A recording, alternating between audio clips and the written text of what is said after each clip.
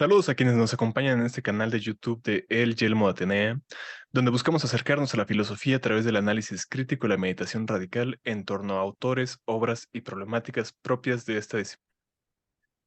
En El Yelmo Atenea despedimos el 2023 dedicando un club de lectura a la memoria del filósofo argentino naturalizado mexicano Enrique Domingo Dussel Ambrosini, fallecido el pasado 5 de noviembre del 2023. Ustedes pueden encontrar todas nuestras sesiones del club de lectura de Enrique Dussel, así como otros videos sobre filosofía, en este canal de YouTube o siguiendo el enlace que aparece en pantalla y que pueden encontrar igualmente en la caja de descripción de este video. No olviden suscribirse al canal y seguirnos también en Facebook e Instagram si desean más contenido sobre filosofía. Como decía, el año pasado recorrimos la visión crítica de la modernidad que Enrique Dussel nos ofrece en su libro 1492, El encubrimiento del otro. Nos dejamos guiar de mano del argentino a través de la constitución ontológica de un ser histórico europeo que se define en su relación con el Nuevo Mundo, con sus gentes, sus culturas y la dominación que sobre ellas ejercerá a partir de la llegada de Cristóbal Colón a estas tierras en aquel fatídico 12 de octubre de 1492. Erigida sobre esta autoafirmación dominadora, la recién nacida modernidad tendrá que desplegar un mito sacrificial que justifique el proyecto económico-político de la conquista y colonización de las poblaciones autóctonas de este continente, haciéndolo pasar como un caritativo acto de bondad. Toda violencia se excusa, nos dice el mito de la modernidad, dado que se lleva a cabo en beneficio de aquellos bárbaros que han sido encaminados en dirección de la verdadera y única civilización. La civilización europea, por supuesto.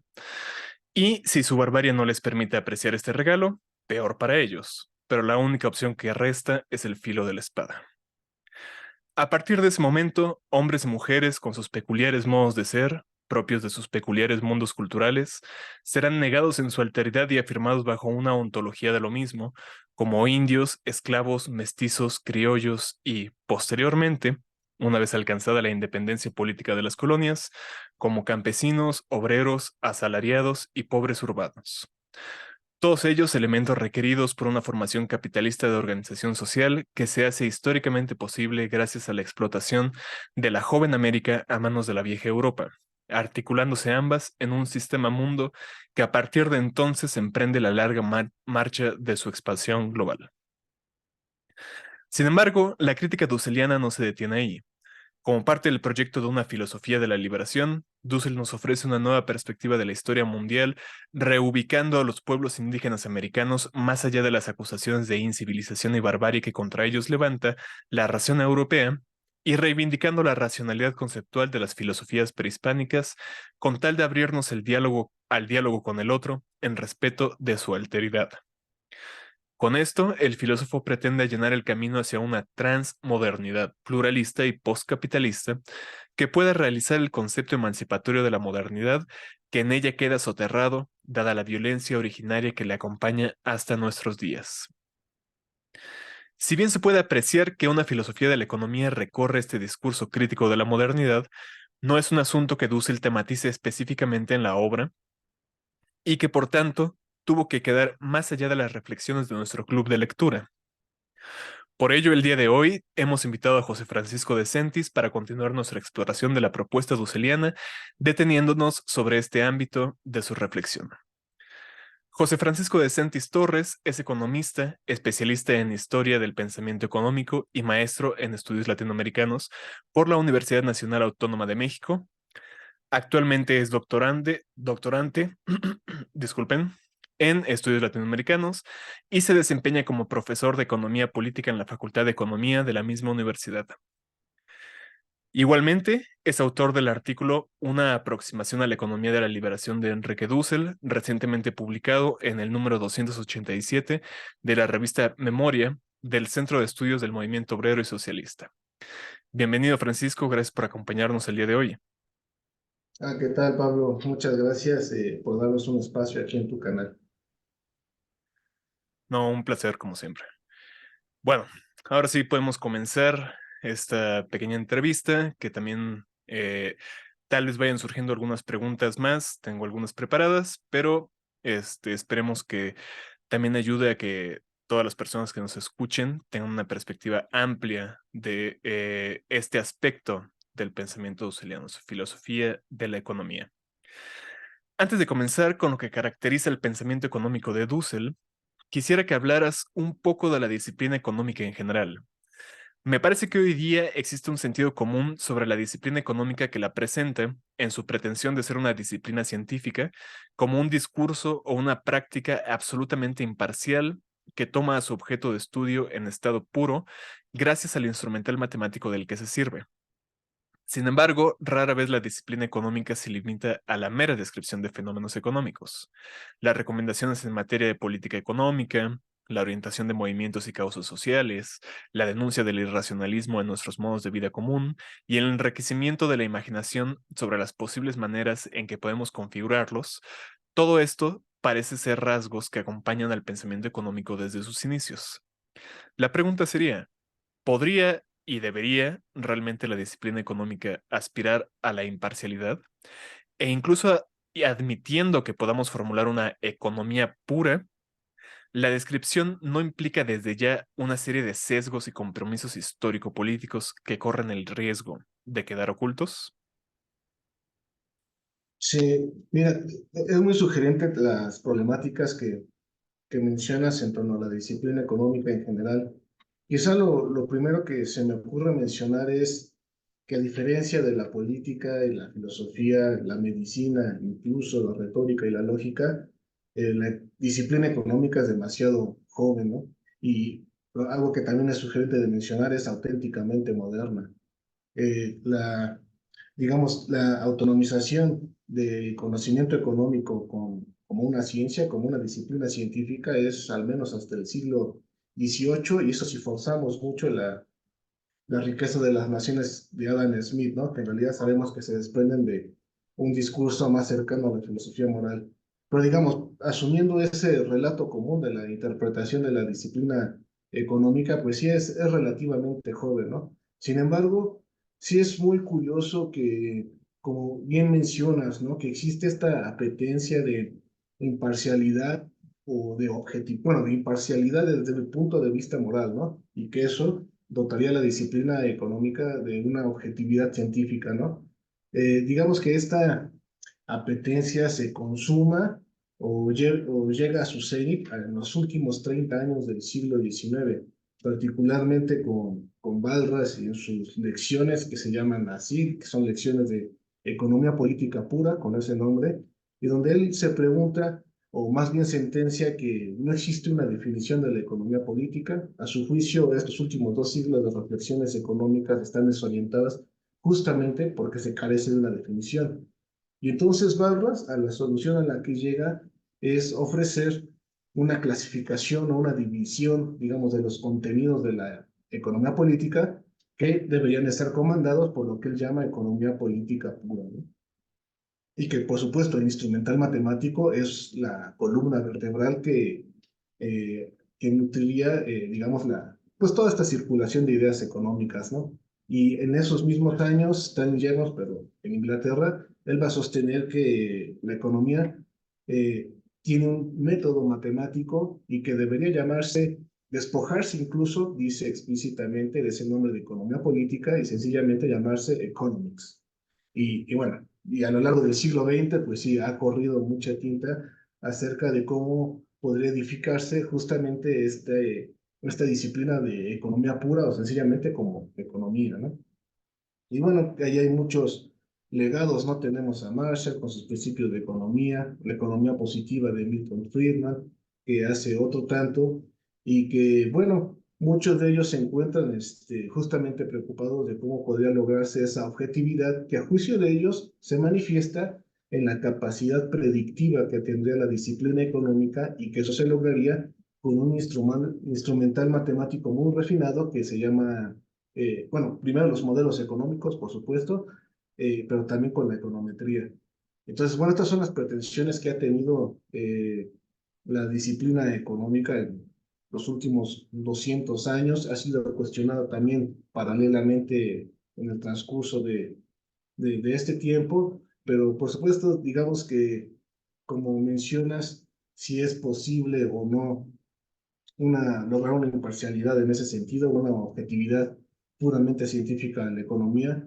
Creo que hay eh, muchas experiencias, muchos casos de estudio e incluso muchas críticas que han puesto en tela de juicio a esta pretensión, ¿no? Lo cual tendría que ver más bien con ampliar nuestra noción de ciencia y no tanto digamos, con refutarle, ¿no? O quitarle mérito científico a la disciplina económica. Y bueno, en este sentido, sencillamente señalaría que justamente esta apertura a una reflexión filosófica de la economía como la que ofrece Enrique Dussel yo diría, es un camino o es un posible mirador para tratar, digamos, de enfrentarnos a estos dilemas que son metodológicos, son epistemológicos, incluso diría ontológicos en la ciencia económica contemporánea. Incluso me viene a la mente, en relación a los autores que mencionas, que Walras, por ejemplo, a pesar de la orientación que le da a la disciplina económica, él personalmente se consideraba socialista, ¿no? Un socialista de un tipo muy particular, con pretensiones políticas muy específicas y que veía una misión particular en la ciencia económica dentro de un proyecto de reforma social, algo por el estilo. Pero incluso estos autores que mencionas que dan este giro hacia la cientificización de la disciplina económica, algunos de ellos siguen reconociendo que hay una dimensión política, ¿no? Que la economía, por Sí, científica que se pretenda, no abandona una inserción social, una inserción histórica en el curso de las cosas, ¿no? sí, es Eh, sugerente el caso de Balras porque justo él, o sea, él divide la disciplina de forma aristotélica, creo yo. Primero, Ujú. el ámbito de la episteme, que él llama de la economía pura, que es justamente el ámbito matemático, y donde él llega a su hipótesis de un equilibrio general como determinación, bueno, como mecanismo para la determinación de los precios. Pero como bien mencionas, también hay otros dos niveles. Uno es el de la tecne o el de la economía aplicada, él le llama y otro ámbito es del ethos, que es la economía social o la economía ética. Entonces, sí, efectivamente, quizá solamente esta matematización así casi absoluta de la economía, al estilo quizá Milton Friedman más o menos, pero quizá al estilo de un Gary Becker, por ejemplo, eso sí, eso ya es bien entrado el siglo XX, ¿no? Antes, incluso en el propio Alfred Marshall, hay todas estas preocupaciones sociales, morales y, por supuesto, políticas en la disciplina económica. Perfecto. En tu artículo introduces una distinción que parece central para entender la filosofía económica de Dussel. Por un lado se encontraría la economía como disciplina económica de la que venimos hablando, esta economics, y por otro, un discurso ético crítico que recibe el nombre en la obra de Dussel de económica, así económica en comparación a economía o economics.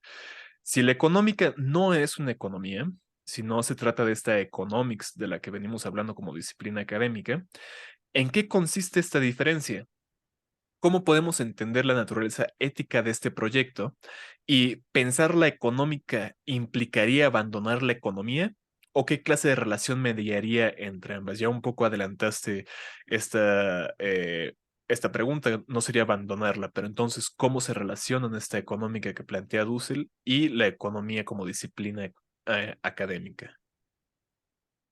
Sí, digamos, orientando entonces de qué manera Dussel nos resulta útil para transitar pues estos atolladeros de la disciplina económica contemporánea, que ya tienen más de 200 años de estarse, digamos, cocinando, por decirlo de alguna manera, es justamente en este librito que quizá es muy conocido por los que se han aproximado a la obra dusseliana de filosofía de la liberación. Allí en el capítulo cuarto, al último de ese capítulo, dedica una apretada síntesis de su comprensión de la filosofía económica, digamos, a mediados de los años 70, ¿no? Eso es importante decirlo, ¿no?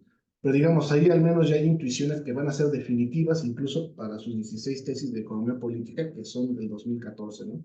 Y una es justamente la que señalas, que es que él va a discernir entre económica de economía. Económica, evidentemente, lo alude al viejo término griego que podemos encontrar desde Genofonte hasta el propio Aristóteles de lo económica, Y lo que le interesa ahí a Dussel, él no lo menciona así, aunque yo creo que podría interpretarse de esa manera, puede ser una suerte de distinción entre lo que implica un pensar meditativo, por decirlo con Heidegger, respecto de lo que es un pensar calculador, que es más anclado a las ciencias, ¿no? Y el meditativo con lo que comúnmente llamamos filosofía. Entonces, la económica o económica, en tanto un pensar meditativo, se trata de, digamos, de hacer una descripción, diríamos, de corte fenomenológico, por supuesto, aunque no solo, porque para Dussel siempre va a estar inscrito este carácter ético en su análisis, pero que sencillamente trata de dar cuenta de cuál es, digamos, cuál es la economicidad de la economía, ¿no? Es la pregunta filosófica por excelencia acerca de su esencia, ¿no? De su contenido último, que digamos, y esto es lo interesante de Dussel, que para Dussel es siempre preeconómico, y esto preeconómico no es ni siquiera ontológico, sino que es de carácter ético, ¿no? Entonces, digamos que sí, efectivamente se trata de una perspectiva ético-crítica, la va a denominar Enrique Dussel, que nos va a permitir meditar y críticamente, por supuesto, las relaciones que se abordan en la disciplina económica tal y como la entendemos, ¿no? Ahora, quizá algo que nos resulta o que es bastante peculiar en el discurso dusseliano es que, por supuesto, la económica opera con categorías, con modos de proceder o con un proceder metódico, digámoslo así, que es diferente al que usualmente encontramos en libros de texto de la ciencia económica, ¿no? Y lo menciono en el artículo. Difícilmente este capítulo 4 de Filosofía de la Liberación nos va a servir a las y los economistas para, no sé, innovar en instrumental econométrico, mejorar nuestra captura de datos o ofrecer un nuevo enfoque en la teoría microeconómica o macroeconómica, etcétera, ¿no? Ese no es el propósito de la reflexión dusseliana, ¿no? Digamos, para eso se requieren otra serie de instrumentos, otra actitud interpretativa y demás, ¿no? Entonces, digamos, qué es lo que cuál es el servicio que puede brindar este ejercicio categorial? Pues justamente va a decir Enrique Dussel, descubrir un ámbito que ha quedado, por decirlo de nueva cuenta, con la vieja tecnología heideggeriana, que ha quedado olvidado o ocultado justamente por este desarrollo de la disciplina económica o de la economics, ¿no? ¿Qué es aquello que ha quedado olvidado? Pues naturalmente, no solo que la economía es un subproducto de muchos modos de saber y de hacer, entre ellos el de la política fundamentalmente, pero todavía más es un subproducto o es un efecto, digámoslo así, de una relación que para Dussel es la más básica, la existencia humana, que es de carácter ético y que tiene que ver sencillamente con el vínculo entre dos personas. ¿Sí? Y entonces este vínculo entre dos personas, al juicio de Enrique Dussel, es lo que nos permitiría construir una meditación crítica de la economía. Porque justamente la ciencia económica moderna, por ejemplo, con todas estas dinámicas de la tasa de ganancia, de la acumulación de capital, del trabajo asalariado, etcétera, o esta búsqueda del equilibrio económico y demás, lo que queda invisibilizado es que hay relaciones sociales muy básicas que se han visto, digámoslo así, negadas en sus ámbitos más íntimos, que es la reproducción material de su vida, justamente por el curso normal de las relaciones económicas modernas capitalistas, ¿no? Entonces, digamos que este es el punto de acceso que nos ofrece Enrique Dussel. Perfecto. Eh, Parte de tu propuesta interpretativa, ya hablando un poco de cómo te aproximas tú como investigador a la obra, al texto, del pensamiento dusseliano, es realizar una lectura complexiva. Con ella se intentaría tomar distancia, según lo que yo entiendo de lo que pusiste en tu texto, de una lectura posible que busque separar analíticamente las distintas dimensiones imbricadas en una filosofía como la de Dussel, para, por el contrario, asumir la rica interrelación entre lo histórico, lo filosófico, lo teológico, que atraviesa toda su obra. Ya en nuestro club de lectura habíamos visto que Dussel había comenzado su carrera académica con un grado en filosofía, luego Mm, hizo un grado en historia y luego finalmente uno en teología o al revés, no recuerdo cuál fue el primero, si historia o teología, pero que sí. justamente, según sus propias palabras en una nota autobiográfica, eh, él siempre intentó unir desde sus primeras obras estos tres elementos, ¿no? Desde esas primeras obras de el humanismo semita, el humanismo helénico, y las obras posteriores hasta Filosofía de la Liberación y luego las de madurez o las del Dussel definitivo, vemos esta imbricación, ¿no? Y en 1492, que se diga, es una revisión crítica de la historia de la modernidad en su germen, ¿no? En su inicio. Entonces, eh, ya hablando de la propuesta interpretativa que tú ofreces para aproximarnos a la obra de Dussel, ¿qué luz arroja una lectura complexiva sobre la concepción filosófica dusseliana de lo económico? Y más allá de lo que podamos aprender sobre las ideas de Dussel, digamos en un estudio filológico, doxográfico, ¿qué indicaría esto sobre la naturaleza de la dimensión económica de la vida humana y el conocimiento que podamos tener de ella? Ya de nuevo hablando un poco acerca de esta aproximación fenomenológica que Dussel tiene sobre los problemas económicos, viéndolos como problemas existenciales o problemas pues esenciales, fundamentales del ser del hombre, ¿no? Sí, quizá lo primero que quisiera decir al respecto es que esta idea de lectura complexiva con estas palabras, eh, yo la retomo de una investigación de dos docentes argentinos, Luciano Nadoni y Marcelo González, que conjuntamente publican un texto en Teseo Press, uno puede acceder de manera gratuita en su sitio, sobre Enrique Dussel y Juan Carlos Escanone, ¿no? Jóvenes, cuando, digamos, irrumpe lo que ellos llaman el giro liberacionista. Y ahí Marcelo González, que hace la parte correspondiente de Enrique Dussel, él señala que una lectura complexiva, digámoslo así, no le interesa tanto hacer ese corte, que es lo que hasta ahora se ha hecho, ese corte analítico en abordar la obra dusseliana exclusivamente por la vía filosófica, sino que le interesa, más bien diríamos, una reconstrucción, si queremos, genealógica de los textos dusselianos y donde va recopilando y leyendo cada uno de estos textos, independientemente de que sean de filosofía, de historia o de teología. Y entonces eso es algo que a mí me interesa rastrear en sus textos, bueno, en los textos donde podemos encontrar elementos que son plausibles de determinar como materiales de filosofía económica, ¿no?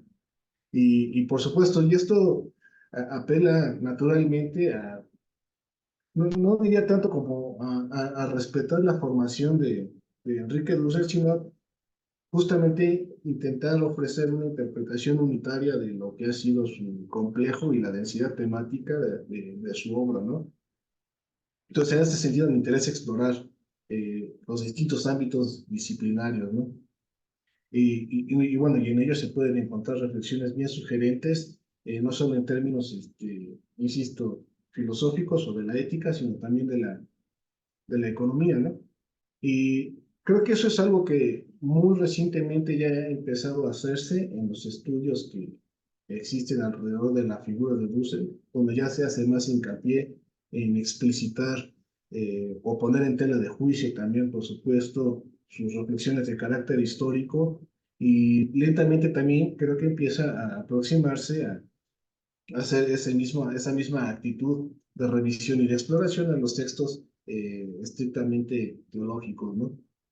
Pero bueno, en el ámbito exclusivo de la filosofía económica, ¿qué nos presenta este tipo de lectura, de interpretación? Yo creo que digamos, el primer resultado al que llegamos es tratar de no reducir la filosofía económica dusseliana a sus textos que hablan sobre Marx. Creo que eso es algo que adolece mucho el análisis o los estudios que existen alrededor de la filosofía económica dusseliana. Todos ellos se concentran exclusivamente en explicitar la relación Marx-Dussel, si lo interpretó bien, si lo interpretó mal, cuáles son los matices de su interpretación, que si el trabajo vivo, que si la categoría de pueblo, que si está bien o no su interpretación de la teoría de la dependencia, porque si es un Marx teológico, como algunos lo han dicho, o una mezcolanza de Marx con Levinas, etcétera. Todo eso creo que ya está sumamente meditado, sumamente analizado. Díaz Novoa, investigador colombiano, dedicó un texto enteramente a comentar bueno, la interpretación de las cuatro relaciones del capital de Dussel, y lo hace con sumo grado de detalle. Creo que eso ya está muy bien analizado. Sin embargo, hace falta interpretaciones englobantes, no solo hacia adelante, es decir, hacia las 16 tesis de economía política, sino también hacia atrás del periodo de estudios marxianos de Enrique Dussel de la década de los años 80. En los 70 en realidad podemos encontrar reflexiones filosófico-económicas muy interesantes que no tematizan aspecto alguno del pensamiento de Marx. Y sin embargo son reflexiones filosófico-económicas que creo yo podemos atender de nueva cuenta con esta actitud de lectura complexiva, ¿no? Que es cronológicamente previa al periodo de estudios marxianos, pero también ampliada a los textos teológicos e históricos. Ahí puede verse de manera muy interesante cómo Dussel en los 70 que se hace llamar antimarxista, dice él, por antidogmático. Sin embargo, una idea que le fascina desde el principio es la idea del fetichismo, y esto es muy sugerente, cómo muy tempranamente, desde el comienzo de los 70 lo va a vincular a, bueno, lo que él llama el profetismo de Israel, ¿no? A su idea de ateísmo y de fetichismo, ¿no? Entonces esa es una idea con la que Dulce siempre va a estar muy seducido y que, digamos, va a llegar hasta sus últimas consecuencias en los 80, ¿no? Cuando ya de plano, digamos, se asuma ahora sí como como marxista, ¿no? Entonces, y por el lado de los escritos históricos, sobre todo su reconstrucción de la historia de la Iglesia en América Latina, ahí va a ir planteando muchas experiencias concretas del Cono Sur, particularmente, en donde él va a encontrar conflictos ético-económicos. Por ejemplo, él va a dedicarle toda su tesis doctoral, que son 12 volúmenes que publicó, bueno, que escribió para su doctorado en Historia en la Sorbona, esta experiencia del episcopado hispanoamericano en el siglo XVI, y ahí va a narrar en ciertos capítulos la experiencia o lo que significó eh, la imposición de las figuras económico-políticas de la encomienda y la mita como formas de explotación del trabajo indiano, ¿no? Por parte de los conquistadores españoles. Y todo eso ahí se van a ir aventurando reflexiones, digo yo, ético-económicas, ¿no? O por otro lado, también se pregunta sobre los condicionamientos económicos de toda la estructura eclesial en América Latina, y entonces eso también lo va a animar a aproximarse a justamente a explorar no solo la economía, digamos, no hispana, sino también la propia española, y bueno, ¿no? Y de ahí trazar un pequeño mapa todavía incipiente de lo que después va a ser el mercado mundial, ¿no? Entonces, digamos que por esta vía podemos encontrar pues aspectos que van a reaparecer en las 16 tesis de economía política, que es el texto más acabado que tenemos de filosofía económica, ¿no? O por otro caso, también otro ejemplo de los escritos teológicos siempre va a ser una suerte de analogía entre lo que él entiende como la idea de culto, de liturgia o de Eucaristía, con lo que él va a entender con economía. Y entonces es muy sugerente también cómo va a ir planteando esta posibilidad de una económica teologal, como él le llama en algunos escritos, y bueno, cómo justamente los mitos cristianos de alguna manera le permiten pensar no solo como lo van a hacer quizá hoy en día Alan Badiou y Slavoj Žižek, pensar cosas de filosofía política con las cartas de los romanos de Pablo de Tarso, por ejemplo, ¿no? Sino que él también le va a servir para hacer reflexiones de, de las estructuras económicas, ¿no? De la idea de explotación, de fetichismo, la idea del salario, etcétera, ¿no? Entonces, bueno, creo que eso es lo que nos permite un poco esta lectura complexiva, ¿no? No reducirlo todo a la figura de Marx, sino ampliar el horizonte, ¿no? Justamente abrirnos a su comprensión de lo económico en cuanto a tal. Sí, incluso trayendo a colación un poco de lo que vimos en el club de lectura, su análisis de los proyectos utópicos franciscanos de Jerónimo de Mendieta en la Nueva España, por ejemplo, Sí, de los proyectos también de los jesuitas en el Cono Sur, todos estos experimentos económico-políticos que se llevaron a cabo durante la época de la conquista, que son bueno, la conquista de la colonia, ¿no? Que son tan importantes para él para plantear la idea de modernidades alternativas que fueron asfixiadas por una reinante modernidad capitalista y que en cierta forma también desembocan en su idea de un proyecto transmoderno, ¿no? Que vaya más allá de la modernidad. Eh, pero quisiera insistir un poco en esta segunda parte de la pregunta acerca de cómo pone en cuestión esta visión dusseliana de unir historia, teología y filosofía en la aproximación hacia hacia la economía en específico, ¿no? Eh, de nuevo, regresando a la forma en que actualmente se puede concebir, ya sea a partir del sentido común que reina sobre la economía, o también acerca de las corrientes más, digámoslo, exitosas en la actualidad. Por ejemplo, tenemos el caso de Javier Milei, ahorita en Argentina, que acaba de ganar las elecciones hace unos meses, que encima de todo lo que puede hacer, se ostenta como pues alguien con un título en economía, y que en su forma de aproximación a la economía desecha completamente a la historia, ¿no? Que es uno de los rasgos específicos del tipo de economía que él hace, ¿no? Y no hablemos de la teología o de la filosofía, ¿no? Pero como esta visión holista que incluye dentro de la aproximación a la economía estas dimensiones del quehacer humano que parecen tan fundamentales, no solo para Dussel, sino para un montón de pensadores, nos informa acerca del objeto de estudio de la economía y nos puede proporcionar elementos que impugnen cierto tipo de aproximaciones económicas, ¿no? Ya pensando en cómo una filosofía de la economía como la de Dussel se contrapone a otras filosofías de la economía contemporáneas, ¿no? Sí, eh, la propuesta de Enrique Dussel, por supuesto, nos permite dialogar críticamente con otras eh, teorizaciones acerca de la comprensión de la economía en cuanto tal, ¿no? Y, y bueno, lo que mencionas acerca del sentido del objeto estricto de la ciencia económica, pues la respuesta que se le puede dar a eso, pues depende siempre de a quién se le pregunte, ¿no?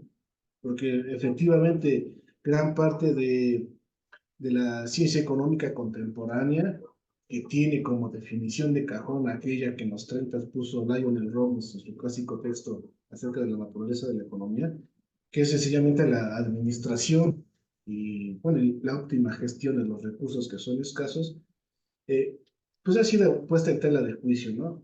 Paralelamente, bueno, hacia atrás y paralelamente, ¿no? Entonces creo que al menos la perspectiva de Enrique Dussel y otras y otros tantos permite no solo poner en tela de juicio, sino incluso este mismo ejercicio de repensar los conceptos o las estructuras fundamentales de la ciencia económica nos impone una tarea de largo aliento, que es una reconstrucción de toda la historia del discurso económico. Y creo que eso es algo que habría que empezar a nombrar de esa manera, ¿no? Es decir, a diferencia de lo que nos hablaba Joseph Schumpeter de análisis económico, diríamos análisis con este énfasis de que es puramente, solamente lo objetivo, lo teórico, lo que es científico, dirían ellos, o en lugar, como diría Maurice Dobb, polemizando con Schumpeter, que él va a hablar mejor de pensamiento económico para hacer énfasis en lo histórico, en lo cultural y en lo ideológico, naturalmente, que atraviesa a la ciencia económica. Creo que habría que hablar de discurso económico, porque justamente hablar en términos de discurso, además de complementar a las advertencias de Maurice Dobb acerca de lo cultural, lo ideológico, lo histórico, es también escribir un carácter estrictamente e inevitablemente, diría irreductible, que es interpretativo a la disciplina económica. Es decir, como va a decir el joven Marx en el 44, la economía política es una ciencia moral y quizá la más moral de todas las ciencias, ¿no? Porque en ella lo que compete, y eso es lo que le interesa a Enrique Dussel, es justamente la reproducción material de las vidas humanas, ¿no? Entonces, en este sentido, creo que pues, la propuesta que nos va a ofrecer Dussel, que es explicitar estos presupuestos éticos que se encuentran al interior de cualquier categoría económica, y que a su juicio eso fue mérito de Marx, lo cual evidentemente pues, ahí está, ahí yace la polémica, ¿no? En su forma de interpretar a Marx.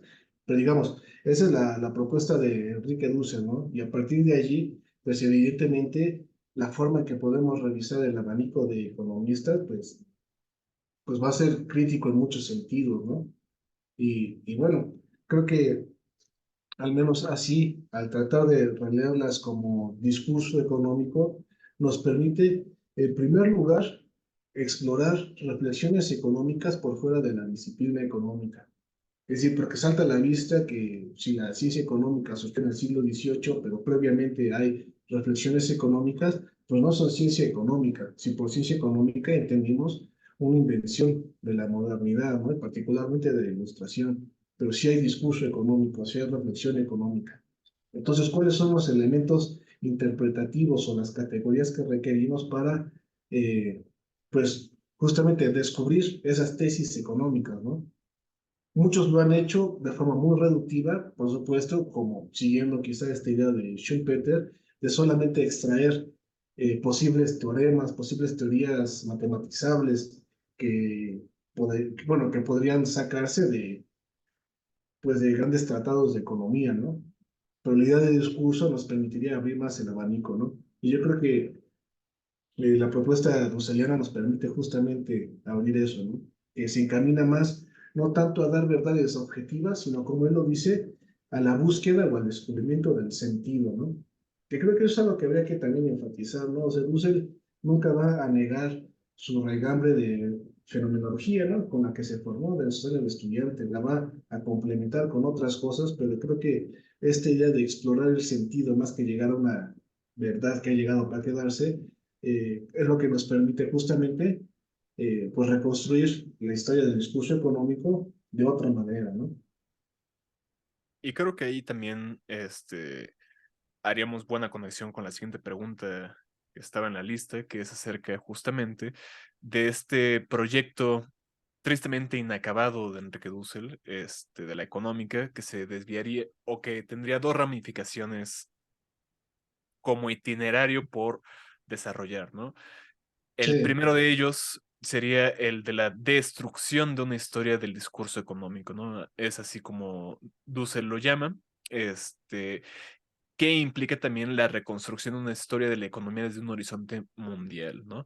Ya habíamos visto de nuevo en nuestro club de lectura que es muy importante para Dussel la reconstrucción de una historia mundial no eurocéntrica en este caso, ¿no? En el caso de 1492, que reubique a las culturas amerindias dentro de una narrativa que englobe a la totalidad de la humanidad en su desarrollo, a través de esta teoría de las seis culturas madres o las seis culturas originarias, pero que justamente ponga en tela de juicio y que desafíe a los discursos histórico-mundiales tradicionales europeos eurocéntricos, ¿no? Y en el caso de la economía se plantearía algo similar, ¿no es así? ¿En qué sentido sería o podrías abundar un poquito más acerca de este proyecto de la destrucción de la historia del discurso económico? Ya has hablado un poco de ello, pero hagamos un poco de hincapié aquí, por favor. sí. Ahí Dussel naturalmente está retomando la categoría ya sumamente usada eh, de Martin Heidegger de Ser y Tiempo acerca de la destrucción de la historia de los judíos, ¿no? Y que bueno, que en castellano la conocemos más por la interpretación de realidad como de construcción, ¿no? Incluso el mismo Dussel va a usarlas en sentidos pues sumamente parecidos a lo largo de sus obras, pero digamos en los 70s, al principio de los 70s, él va a hacer su destrucción de la historia de la ética. Y entonces es muy sugerente cómo para él este intento en su etapa todavía heideggeriana de querer ofrecer y edificar una ética ontológica, que a su juicio es lo que quedó en puntos suspensivos en la serie Tiempo de Martin Heidegger, exige, entre otras cosas, pues hacer este ejercicio de desmantelamiento, ¿no? de cómo ha sido el discurso ético pues a lo largo de los siglos, ¿no? Y bien, lo interesante es cómo esta idea destructiva de la historia pareciera que fue, digamos, un proyecto juvenil, en realidad reaparece al principio de la ética de la liberación, que es el libro, digamos, de Dussel definitivo. Hablo de la ética del 98, la ética de la liberación en la edad de la globalización y de la exclusión. Allí, la introducción previo a la exposición de lo que él llama en ese momento sus principios éticos y sus principios éticos críticos, es una destrucción de la historia de la ética, pero ya desde una perspectiva mundial, ¿no? Es una suerte de reescritura lo que intentó en los 70, ¿no? Entonces es muy sugerente cómo, digamos, previo a digamos, a la exposición del sistema de las categorías, exige una propedéutica, si queremos decirlo kantianamente, que es justamente una histórica, él le llama así, ¿no? Que es justamente este ejercicio de desmantelamiento y revisión crítica de lo que ya ha sido dicho por otros, ¿no? Específicamente por la historia del discurso hegemónico, ¿no? Este ejercicio lo vuelve a hacer en la política de la liberación y eso le dedica el primer volumen, ¿no? Que si ustedes lo han visto es un volumen así extenso de unas 600 páginas, ¿no? Y entonces ahí hace toda una reconstrucción eh, de los sistemas concretos políticos, pero que es paralelamente una descripción de la filosofía económica que inspiró esos sistemas políticos concretos, ¿no? Y entonces, digamos, ahí reaparece ese ejercicio.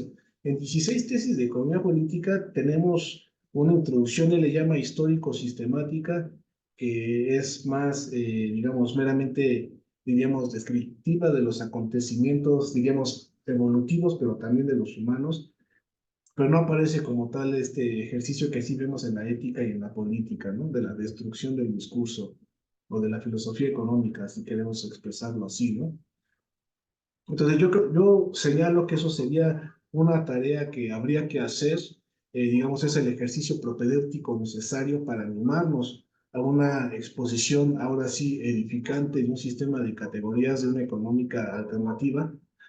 Y bueno, el reto evidentemente es amplio, ¿no? ¿Qué implicaría hacer una eh, una historia de la economía desde un horizonte mundial? Naturalmente la tarea no estaría, digamos, no quiere decir que no había nada, ¿no? Hay muchos manuales de historia del pensamiento económico, pero todos ellos adolecen, como va a señalar Dussel, de un enfoque reductivo y que es claramente eurocéntrico, ¿no? Que, o sea, digamos, los más típicos, naturalmente, comienzan a partir de Adam Smith y de allí hacia adelante, ¿no? O si no, si son un poco más generosos en el siglo XVI, pero exclusivamente en el área de Inglaterra, ¿no? Quizá con William Petty, John Locke, etcétera, y de ahí quizá los fisiócratas, los clásicos, y bueno, se sigue todo el siglo XX, y lo más probable es que en esos manuales no venga nada acerca, por ejemplo, de la CEPAL o de la teoría de la dependencia o de la filosofía económica más contemporánea de América Latina, lo más probable es que no exista algo así. Entonces, digamos, eso también se encuentra en la economía, ¿no? Y entonces, este reto de la destrucción de la historia del discurso económico es, pues, de echar, o sea, más bien rehacer desde el comienzo esta, esta travesía, ¿no? Aquí podríamos identificar como el origen del discurso económico. Si le hacemos caso a Amartya Sen en un fabuloso libro que se llama Ética y Economía de los 80, él va a señalar que hay un doble origen en el discurso económico. El más conocido es, por supuesto, Aristóteles con la política y la ética en Nicómaco, ¿no? Pero el segundo es Kautilya, que eurocéntricamente se ha definido como el Maquiavelo de la India, ¿no? Que en realidad es un pensador brahman, por supuesto, sí, sí, de la India, que escribió ese texto en sánscrito y que de acuerdo a una traducción moderna se le puede traducir al título de Arthasastra, según Amartya Sen, como ciencia de la riqueza, o incluso dice podemos ser más libres, más laxos y traducirlo como economía política, ¿no? Y es un texto genial y sumamente, diríamos, es muy voluminoso y contrasta con las reflexiones que encontramos en Aristóteles, ¿no? Que son muy puntuales y acotadas al ámbito doméstico. en Arthasastra, ¿no? El ámbito de análisis económico es de todo un imperio. De la primera, bueno, que es efecto de la primera unificación en lo que hoy conocemos como la India, ¿no? Y entonces, lo interesante es que ambas reflexiones se dan en el siglo IV antes de nuestra era. Entonces, por eso él habla de un doble origen del discurso económico. Pero si escarbamos un poco más y, digamos, complementando esta hipótesis de Amartya Sen, incluso sabemos que en el cuarto siglo antes de nuestra era también hay ciertos escritos de Mencio, que es un filósofo confuciano chino, y que también él, digamos, viajó mucho por lo que bueno, por el territorio que hoy es la China, por supuesto, y muchas de sus reflexiones son de carácter monetario. Y entonces también podría hablarse quizá de un tercer origen eh, del discurso económico, ¿no? O sea, plantear las cosas de esa manera implicaría asumir un horizonte mundial, ¿no? Y entonces, evidentemente no con el interés de señalar cuál es más importante que otra, ¿no? Sino precisamente tratar de descubrir o desocultar, como va a decir Enrique Dussel, otras interpretaciones, en este caso de la economía, y determinar por qué manera fueron ocultadas justamente, ¿no? ¿Por qué fueron reprimidas? ¿Por qué fueron expulsadas? O si sencillamente fueron falseadas, no sabemos, ¿no? Eso es lo que habría que hacer, ¿no? Y aproximarnos de allí si asumimos esta hipótesis generosa del siglo IV antes de nuestra era, y eso si dejamos de lado todos los códices jurídicos, pero que tienen contenido económico de la antigua Mesopotamia, pienso particularmente en el Ur-Nammu, que hay castigos de carácter económico, pero que se desprenden de cuestiones morales, etcétera. Pero bueno, a partir de ahí habría que construir la historia. Claro. Y a mi entender, eso tendría la función dentro del discurso crítico dusseliano de establecer las condiciones de posibilidad del diálogo intercultural, ¿no? Que es una de las cosas que a mí siempre me han gustado de Enrique Dussel, que tiene esta intención, como dices, no de pelearnos para ver quién es el mejor, quién fue el primero, quién cualquier cosa, sino de establecer condiciones para un diálogo que reconozca al otro en su otredad, ¿no? En su alteridad. Y justamente este establecimiento de las condiciones de las comunidades de comunicación, las comunidades dialógicas que puedan entablar discusiones, sería condición también de la segunda vía de la filosofía económica dusseliana que queda en suspenso, ¿no? Que queda como itinerario por realizar, que sería justamente la creación de un nuevo modo económico de pensar, que simplemente de enunciar esta frase, pues se entiende lo complejo y gigante que podría llegar a ser algo como esto. Imaginar un modo económico de pensar completamente distinto al reinante en la actualidad, pues se presenta como un proyecto en sí mismo titánico, ¿no? Pero justamente, como decía, tendría desde la perspectiva dusseliana como condición fundamental el establecimiento de estas comunidades comunicativas que se lleven a cabo en horizontalidad, reconociendo que todos los dialogantes sean iguales, ¿no? Y que los términos del discurso de cada uno, la racionalidad propia de cada uno de los hablantes, sea igualmente válida que cualquiera de las demás, ¿no? Eso es como creo que se puede entender. Pero ya entrando a la cuestión de, bueno, ¿y por qué no se ha dado estas comunidades de comunicación? Es aquí donde vendría nuestra última pregunta, ¿no? ¿Qué clase de barreras nos impiden entablar este diálogo en la actualidad? Parecería hasta algo como de sentido común, ¿no? Podernos sentar a escuchar a otras personas, a otras culturas, a otras racionalidades, a otros discursos, con la misma dignidad con que escuchamos a los clásicos de la economía política, ¿no? Y como segunda pregunta, ¿qué clase de puntos a tratar tendrían que formar parte del orden del día de un diálogo intercultural en materia económica, como sería este? Sí, aquí quizás son las reflexiones de las últimas 2 décadas de la obra dusseliana. La pregunta por el diálogo intercultural y lo que él va a llamar, digamos, derivado de este como diálogo interfilosófico de horizonte mundial, ¿no? Entonces, de manera análoga, yo planteó la hipótesis de si sería plausible de pensar también un diálogo intereconómico, ¿no? Justamente, como él va a decir, tomando prestada las intuiciones que ya puso sobre la mesa Carlos Topel en su momento, ¿no? Acerca de un diálogo que tenga pretensión de simetría, ¿no? Entre las partes argumentantes, ¿no? Y la creación estricta de comunidades de comunicación. Bueno, ¿cómo implicaría hacer eso en economía, ¿no?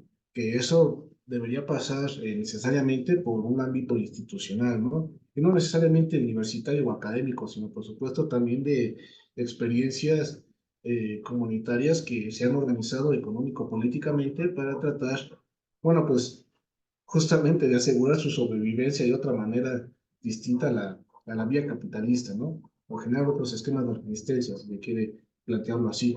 Entonces, creo que lo primero que habría que hacer en ese ámbito es justamente reconocer pues las distintas partes argumentantes, ¿no?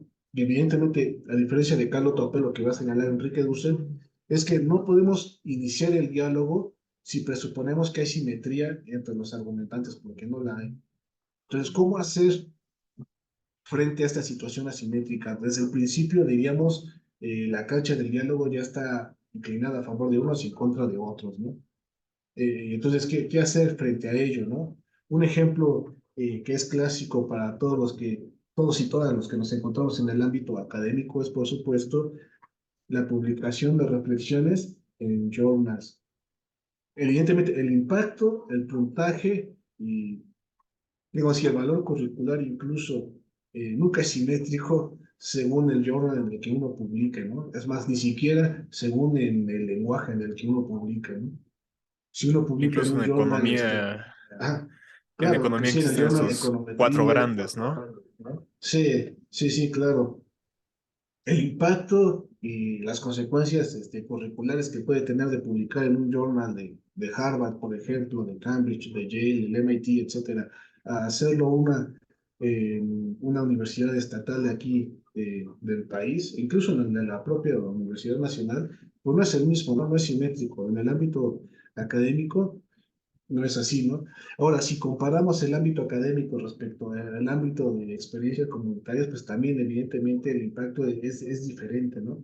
Y entonces, allí, más que dar respuesta, lo que trataría de hacer esta hipótesis del diálogo intereconómico es plantear esa pregunta, ¿no? ¿Cómo pensar mecanismos de diálogo entre estos distintos ámbitos de producción de discurso económico?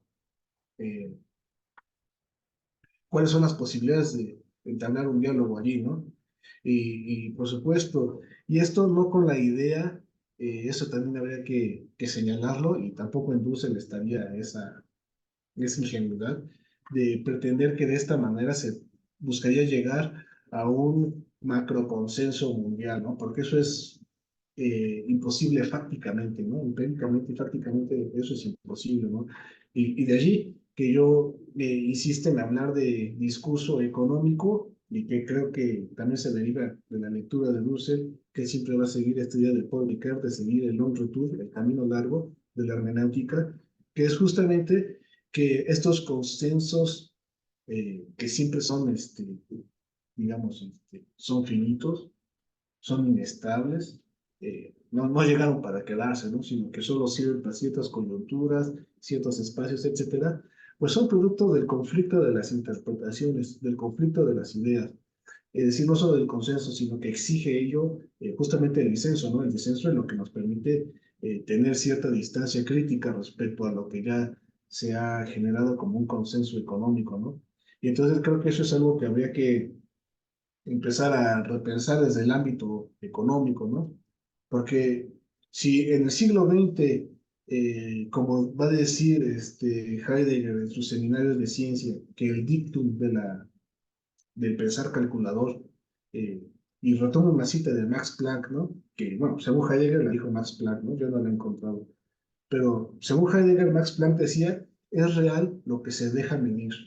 Ese es el dictum del pensar calculador y de toda la ciencia del siglo XX, ¿no? Es real lo que se deja medir. Y esto salta a la vista en la ciencia económica, ¿no? Su, otra vez, la pretensión de la economía pura, de la objetividad y todo eso, está justamente en generar instrumentos cuya destreza y cuya pericia nos permita reducir eh, los fenómenos del mundo a una unidad de medida, ¿no? Y quizá la unidad de medida económica por estrella del siglo XX fue el Producto Interno Bruto, ¿no? Eh, y bueno, ahora es interesante, y bueno, y eso se sirvió del instrumental matemático, ¿no? Ahora se ha dado una vuelta de tuerca a esta señora frase de Max Planck, según Heidegger, donde se menciona que quizá el criterio o el baremo de medida de lo real ya no es una unidad de medida o un instrumental matemático o un modelo, sino que ahora son los datos. Michael Sandel habla de una tiranía del mérito. Yo creo que en economía podría hablarse de una tiranía de los datos. El ejemplo, yo creo que más representativo de esto son los recientemente laureados del Premio Nobel Abhijit Banerjee y Esther Duflo del MIT, que ellos van a señalar que la piedra de toque de las teorías, es decir, el criterio que nos permite falsar o no una teoría y que nos permitiría, y digamos, el criterio que nos permitiría refutar o no una teoría son los datos, ¿sí? Los datos serían, digámoslo así, esa suerte de verdad ineluctable de criterio, de axiología, diríamos, preteórica, prediscursiva o realísima, si queremos ponerlo en esos términos, que nos permitiría juzgar justamente las interpretaciones o las categorizaciones que se hacen acerca de la economía, ¿no? Yo creo que esa convicción es, es, es parte todavía de lo mismo. Es llevar esa inquietud de lo que Heidegger llama el pensar calculador hasta el paroxismo, ¿no? Es decir, ya no es suficiente solamente encontrar una ecuación matemática que nos explique de manera absoluta el comportamiento económico, sino que en realidad ya encontramos esas pequeñas notas casi moleculares o celulares de la economía que son infalibles, ¿no? Y que ellas nos van a dar el criterio de verdad para tratar de edificar teorías económicas.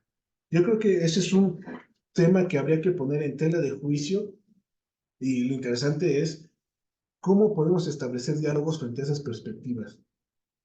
Es decir, desde este mirador que es más reflexivo, más meditativo, que explora categorías más cercanas a la fenomenología, etcétera, ¿cómo podemos establecer un diálogo que nos va a presentar una tabla de datos estadísticos? O sea, ahí pareciera que no existen vasos comunicantes, ¿no? O ponerlo en otros términos, ¿cómo podríamos establecer un diálogo intereconómico entre una perspectiva marxista de la economía con una perspectiva neoclásica o con una perspectiva post-keynesiana, que a veces pareciera que hablan en distintos lenguajes, ¿no? Y que no sabemos de qué está hablando el uno del otro.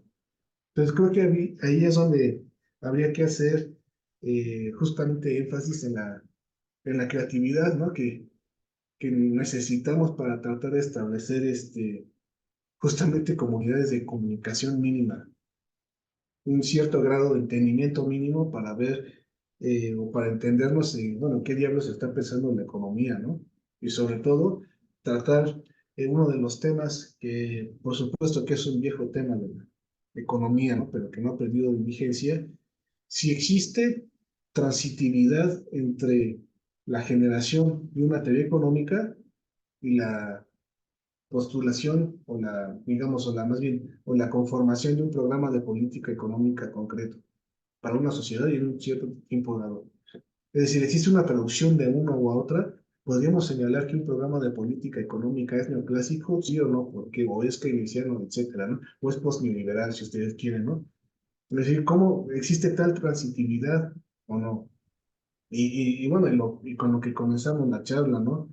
También si existe transitividad o no entre juicios puramente descriptivos y juicios normativos en el ámbito de la economía, ¿no? Y eso suponiendo sin conceder que existe tal cosa como juicios puramente descriptivos que son preeconómicos o premorales, ¿no? Que por supuesto la respuesta deduce es que no es así, ¿no? Pero digamos, creo que el diálogo intereconómico o la hipótesis que planteo es una renuncia a digamos, a esa tarea tan ambiciosa, pero al mismo tiempo tan ingenua como la edificación de otra teoría general de la ciencia económica, ¿no? Creo que ya Claro. plantear el problema en esos términos ya quedó agotado. Quizá la última teoría de ellas fue la de Keynes. Eh, y bueno, quizá, ¿no? Porque en el siglo XX todavía se intentaron otras, ¿no? Pero creo que ya habría que empezar a repensar este discurso económico de otra manera, ¿no? Más como una disputa de interpretaciones que está siempre situada, naturalmente, que tiene estos sesgos, no diría solo cognitivos, sino históricos y políticos, por supuesto, eh, y bueno, entrarle al conflicto de las interpretaciones, ¿no? Claro, y ahí sería gala del pluralismo propio de una teoría como la de Dussel, ¿no? Justamente en la confrontación, pero también en la convivencia, digamos, de una pluralidad de perspectivas distintas, ¿no? Pues bueno, eh, muchísimas gracias, Francisco, por ofrecernos esta oportunidad de escudriñar una de las vetas más ricas, pero tal vez menos exploradas, del pensamiento filosófico de Enrique Dussel.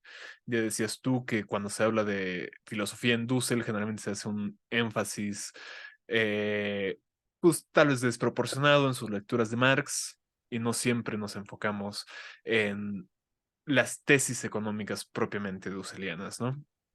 Y de nuevo te agradezco que nos des esta oportunidad de dialogar el día de hoy, adentrarnos todavía más en el pensamiento de este autor y darle gracias también a la audiencia por acompañarnos una vez más en la tarea del pensar y reflexionar críticos y en este ciclo de videos en memoria de Enrique Dussel. Ustedes, como les digo, pueden ver en el canal de YouTube del Yelmo Atenea el resto de videos del Club de Lectura de Enrique Dussel y tal vez en el futuro regresemos a este autor para analizar otros ámbitos de su pensamiento.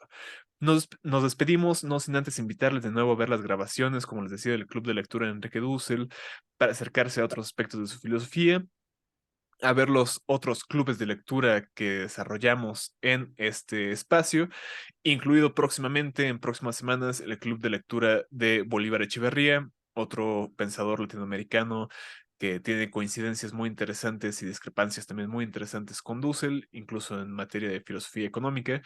Y también ver los otros videos que tengamos en este canal. Hay otros como por ejemplo acerca de trabajos de mierda de David Graeber, el antropólogo anarquista que murió hace un par de años, que también de nuevo más materia para el análisis de la filosofía económica contemporánea, ¿no?